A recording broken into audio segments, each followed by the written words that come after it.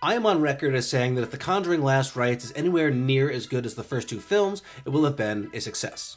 I saw it last night. It was not nearly as good as the first two, but it was definitely better than the third, and I think all things considered, it was a satisfactory ending to this era of the franchise. If you're unaware, Last Rites covers the final case of the Warrens who get pulled into a paranormal investigation at the Smurl house in Pennsylvania.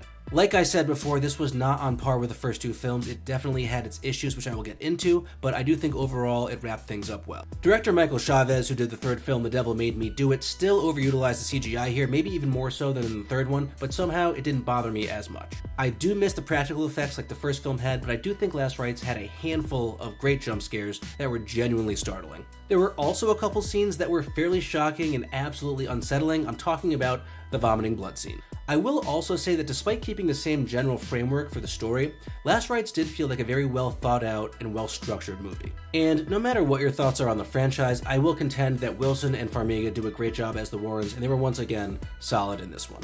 I did think that the end confrontation with the demon mirror was wildly absurd, but again, I think that just lends itself to the fact that Chavez was just not the guy for these films. Last Rites had its issues and was by no means a perfect film, but I do think it did reach its intended goal of wrapping up the Warrens' legacy in a satisfactory way.